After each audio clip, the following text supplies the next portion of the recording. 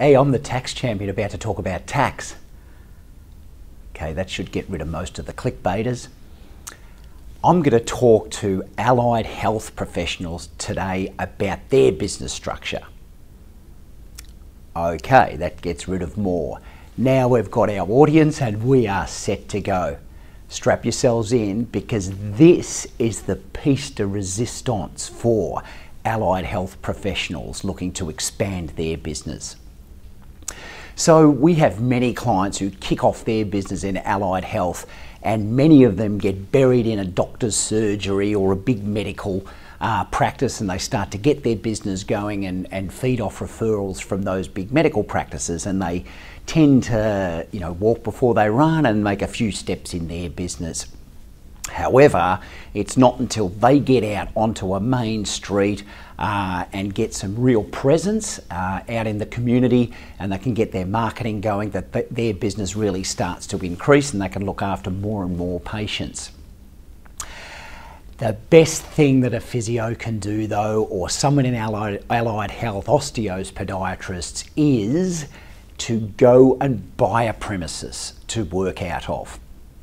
And what I'm about to show you today, again, it is the piece de resistance. So a great example of this is when you're looking in the main street of your area where you're practicing. So you're buried in a medical centre somewhere and out on a main street. It doesn't have to be the busiest street in your area, but a main street. Property comes up to buy, and it can be a residential property. So the price shouldn't be overly huge. You go off to your financier and you're able to get the finance based on the fact that that is a residential property. And here's an example right here. Here's Main Street in your area, plenty of houses along the main street and reasonably busy. And you decide to buy that one right there.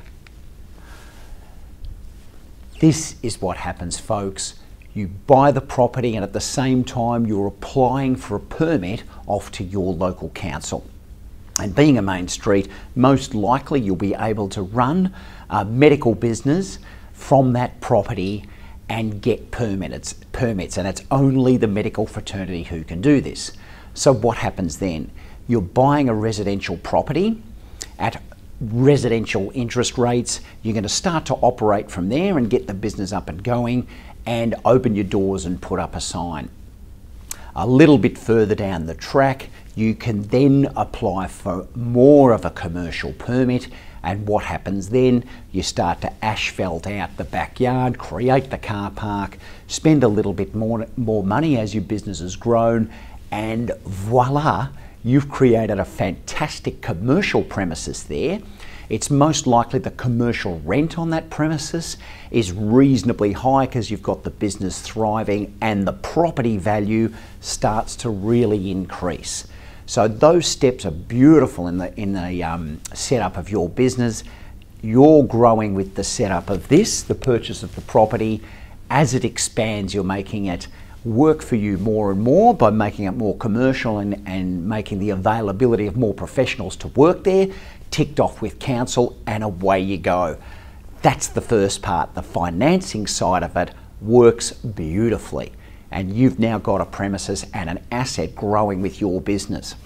And here's the kicker, folks. If you've been smart enough and worked with your financier to structure things correctly, this property here you've bought, you've stuck inside a self-managed super fund. Yours and your personal partner's self-managed super fund. There are financiers who will do this. It's a beautiful structure. You can only do it with a commercial premises. And remember, you're buying it in a self-managed super fund where, wait for it, it's a 15% tax rate on the rent.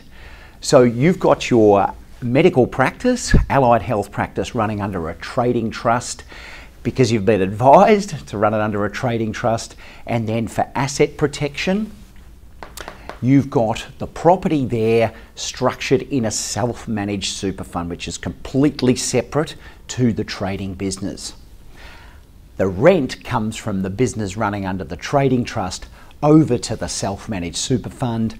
So there's a 15%, very roughly, a 15% benefit there because the business is getting a rough 30% tax deduction and the rent is coming into the super fund that owns the property and it's getting taxed at 15%.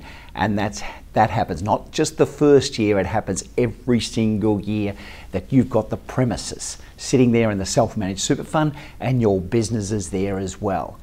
It is the piece de resistance. We love it here. That's what we love advising on at Paris Financial. So you need someone who's licensed to set up self-managed super funds, a really good financier who can get that finance for you, being a medical professional, and of course you need to understand the tax side of it. It's beautiful, we love it, and if you want to go out and do it, you're setting yourself up in allied health beautifully.